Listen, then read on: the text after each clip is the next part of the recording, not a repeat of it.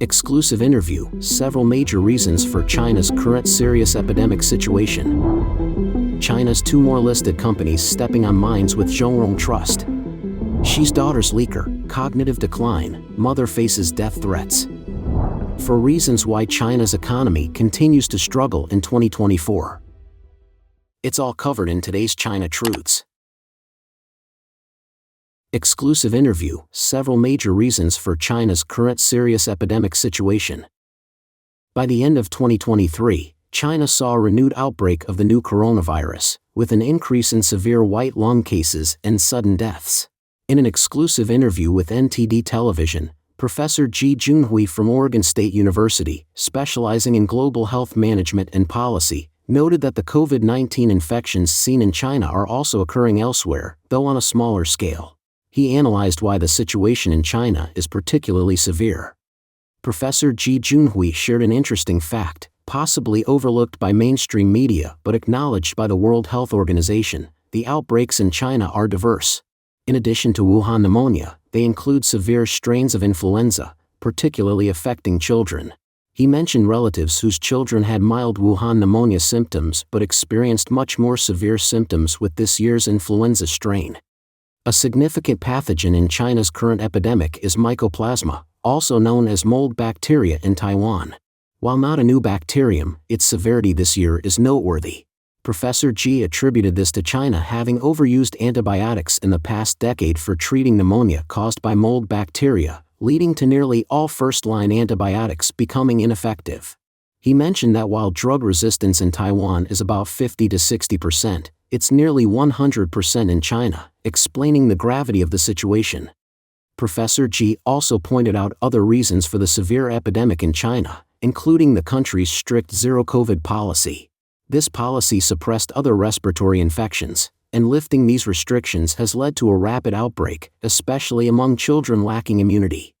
Another finding of Professor G's research is that 25 to 30% of China's population suffers from chronic obstructive pulmonary disease, COPD. People with COPD experiencing influenza or other respiratory viruses tend to have more severe symptoms. It is precisely because the proportion of people with this COPD in China is quite high that if this influenza, other pneumonia, and other outbreaks occur, they will have a more serious impact on these people's symptoms. Furthermore, Professor G highlighted the impact of China's stringent zero-COVID policy over the past 3 years on children. Under such strict control measures, many Chinese children, especially young ones, were supposed to receive various vaccines, particularly those for respiratory infections. However, the stringent regulations have caused many of these children to either miss their vaccinations or not receive them correctly. As of now, the epidemic situation in different parts of China remains serious, with a significant number of children being affected, and many people had to spend the last day of 2023 in hospitals. China's two more listed companies stepping on mines with Zhongrong Trust.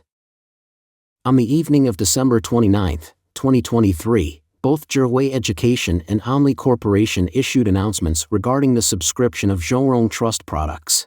The products experienced delayed redemption, posing a risk of being unable to fully redeem principal and interest, involving a total principal of 70 million yuan, approximately $9.8 million USD.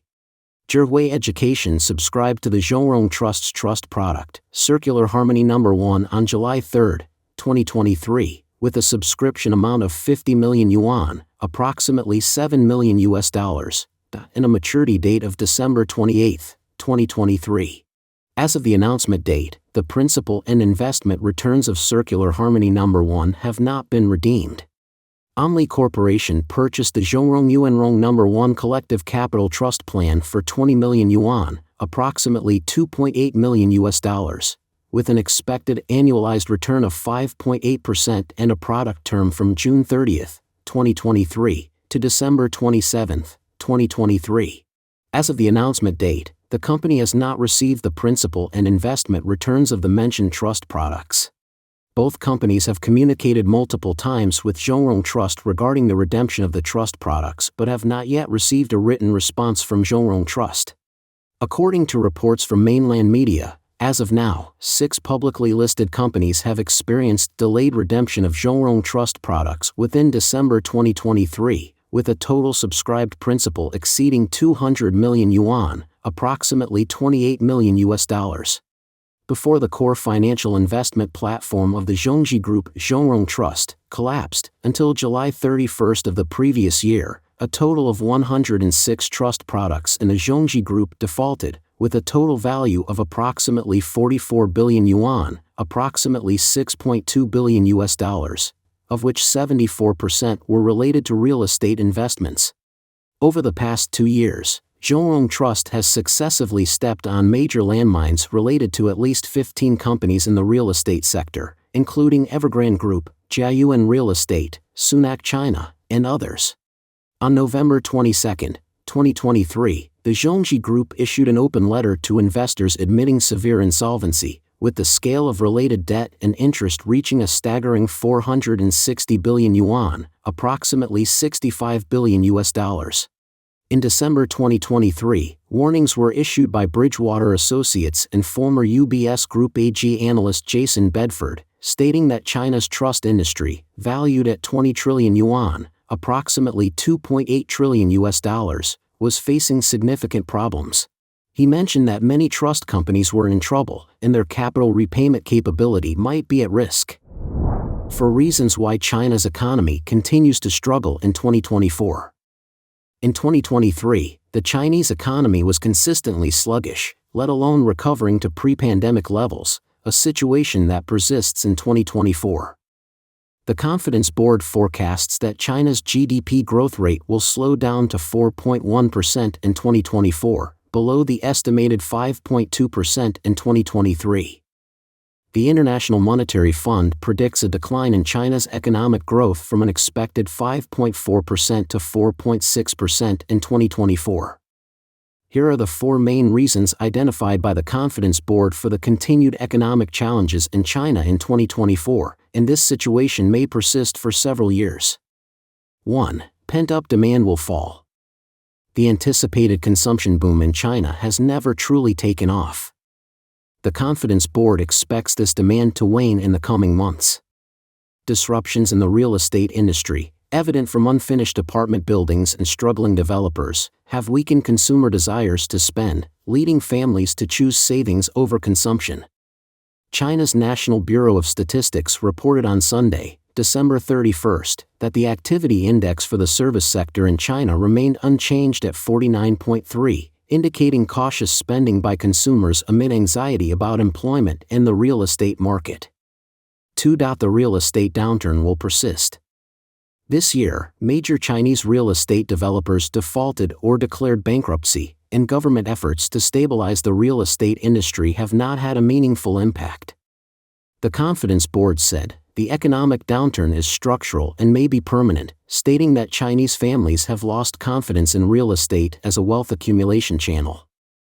Several international banks, including Goldman Sachs, UBS, and Morgan Stanley, expect the Chinese real estate market to continue to struggle in 2024, dragging down economic growth. CMB International also estimates a 7% decline in China's real estate investment in 2024, with corresponding decreases in real estate sales. Both Goldman Sachs and UBS predict a 5% reduction in sales in 2024. Economists believe that the real estate industry has not yet hit bottom, making it difficult for Beijing to revive demand. 3. Foreign demand for Chinese products will slow down. The global economic slowdown, led by the United States and Europe, is bad news for China. The Confidence Board states that amidst the global economic downturn, demand for Chinese manufacturing exports will continue to decline. China's National Bureau of Statistics stated on Sunday that the official Manufacturing Purchasing Managers Index dropped from 49.4 in November to 49 in December, marking the third consecutive month below 50, indicating a contraction in economic activity. Domestic and foreign new orders further contracted, and the index indicating willingness to recruit new workers dropped from 48.1 in November to 47.9, indicating that Chinese factories are feeling the pressure of a global economic slowdown and weak domestic spending. 4. Beijing cannot implement massive stimulus, only gradual measures. The Confidence Board believes that due to deep-seated structural issues in the Chinese economy, any reform or large-scale stimulus plan could lead to disaster. Policies stimulating credit growth and investment still have some room, but the larger the intervention, the higher the likelihood of triggering more economic inefficiencies and speculative investments. Apart from short-term difficulties, the Chinese economy also faces long-term challenges, including conflicts with the United States and its allies in trade and national security, as well as rapidly aging population issues. Xi's daughter's leaker, cognitive decline, mother faces death threats. Following Niu Tingyu's 14-year prison sentence for alleged involvement in leaking information about Xi Jinping's family, his mental health decline has raised concerns. Recently, Niu Tingyu's mother, Kiki, has reported receiving death threats for her rights advocacy, drawing attention globally. Kiki persists in speaking out for rights despite renewed death threats. She recently shared on a platform, "There are people claiming to do this both at home and abroad." Accompanying the threatening message was a graphic depiction of a pistol and a machete, indicating a warning that she would soon disappear and vanish.